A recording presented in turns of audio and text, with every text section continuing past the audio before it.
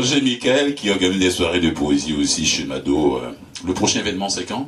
Dimanche prochain. Dimanche prochain.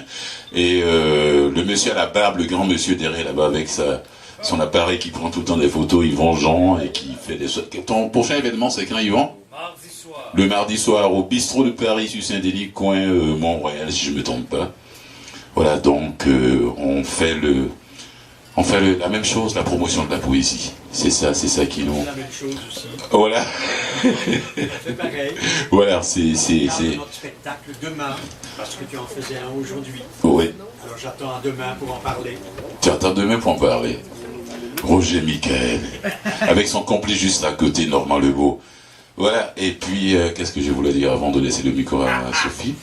La petite boîte à côté. Je dis merci à tous ceux qui ont permis à cet événement de continuer. Ouais, il y a un revers. Sophie, ça va? Tu es prête? On peut te laisser le micro? Alors, pendant que Louis installe tout ça, j'en profite pour dire aussi que Yvon Jean, donc le monsieur à la barbe derrière, a lancé dernièrement, donc si les événements de poésie vous intéressent, il y en a plusieurs à Montréal, et donc ça s'appelle Poésie Montréal. C'est une page Facebook qui indique les événements de poésie à Montréal. Donc, je trouve que c'est une très belle initiative de sa part. Hein. Parce que dans le fond, c'est ça.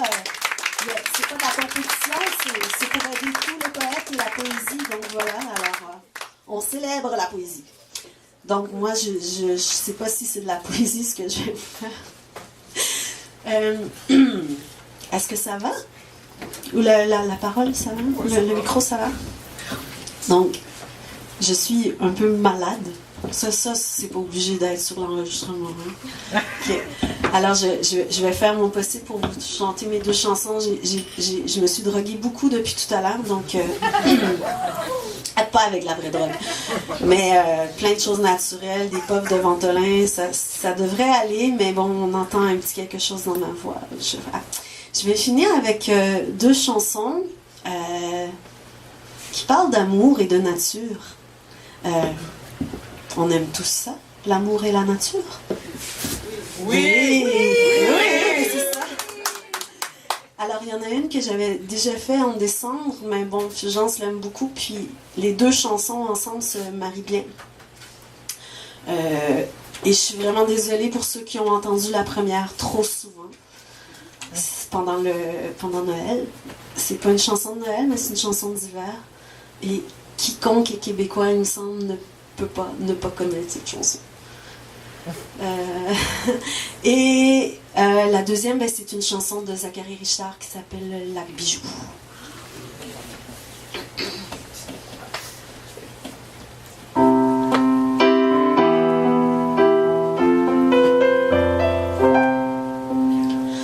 Le sentier de neige courant la vallée où dans son cortège des sapins gelés est resté bien sage, témoin d'un baiser que sur ton visage je t'avais volé. Des flocons de neige courant tes cheveux et la lune claire nous rendait heureux. Je t'ai dit je t'aime dans la paix des bois. La neige en poème fondait sous nos pas. Ce sentier de neige si pur et si doux depuis protège notre amour jaloux. Je t'ai dit je t'aime dans la paix des bois. La neige en poème fondait sous nos pas.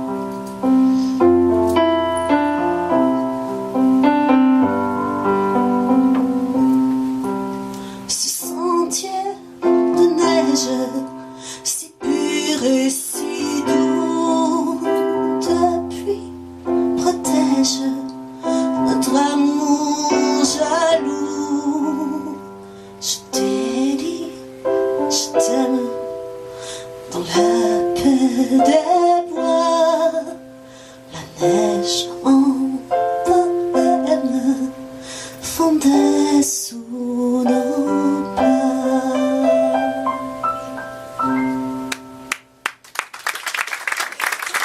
Alors, c'était les classeurs. En fait, Dominique, est-ce que tu as fait ta recherche? J'ai jamais réussi à savoir qui avait vraiment écrit le texte, mais honnêtement, en tout cas, je pense que ma version est très différente des classeurs. Alors, c'est pas le même romantisme, je pense. Donc, est-ce que tout le monde connaît la très belle chanson Lac Bijou de Zachary Richard? C'est une belle chanson. Alors, elle aussi parle d'amour et de nature. Et puis, je vous souhaite à tous de trouver quelqu'un à qui aller dire « je t'aime » dans la paix des bois. Il me semble que c'est un bel endroit pour dire ça. C'est où ça? Ben, à Montréal, il y a quelques endroits, Frédéric, où on peut trouver ça. La nature. La paix des bois. La paix des bois. En tout cas, pas sur Saint-Hubert, en face du Gainsbourg.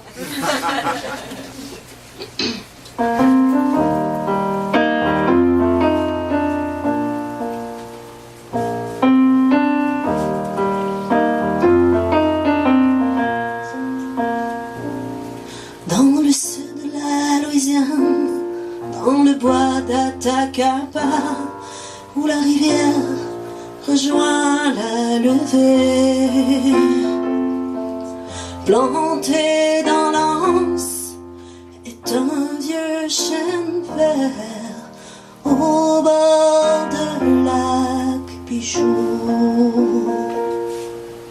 Dans son feuillage où les branches font leurs crochets, les hirondelles reviennent chaque printemps. Il se réfugie dedans ce chêne vert au bord de lac Bijou. Tourne, tourne dans mes bras, tiens-moi serré encore, reste avec moi, en bas le chêne vert au bord de lac Bijou. C'était l'année de 57, la première fois je les ai vus, les deux ensemble se bâtir un nid au bord de lac Bijou. Et ils revenaient quand l'hiver était fini. Je les appelais Pierre et Marie. Un grand monsieur, noir comme la nuit, sa demoiselle avec lui. Tourne, tourne dans mes bras, tiens-moi serré encore, reste avec moi, en bas le chêne vert au bord de lac Bijou. Pendant le carême, ce dernier mois d'avril, je l'ai vu une dernière fois. Un oiseau seul posé sur sa branche au bord de lac Bijou. Il restait tranquille, son cœur a presque assez, guettant du matin au soir. Jusqu'au dimanche, il est parti aussi du bord de lac Bijou. Tourne, tourne dans mes bras, tiens-moi serré encore, reste avec moi, de chemin de fer au bord de lac Pigeon. Reste avec moi en bas de chemin de fer au bord de lac Pigeon.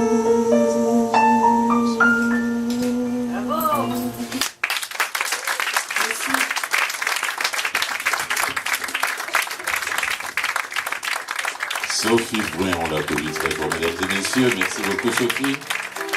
Là, je vais profiter de la fin de la chanson de Sophie pour dire merci à tous mes invités.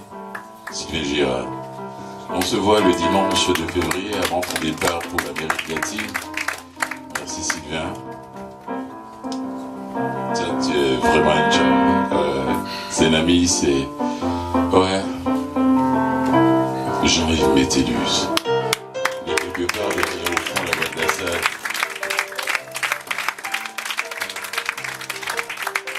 Latson, juste devant moi, mesdames et messieurs, Latson. Clarence Collin-Joisel, juste là.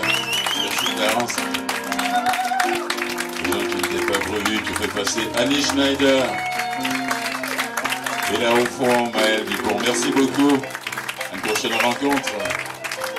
Et organisation, j'ai un ami qui fait partie du conseil d'administration de Vivement Poésie derrière. Jean Bello, on l'applaudit beaucoup de son support, de son aide. Il n'aime pas que je parle de lui quand il est dans la salle, il rougit.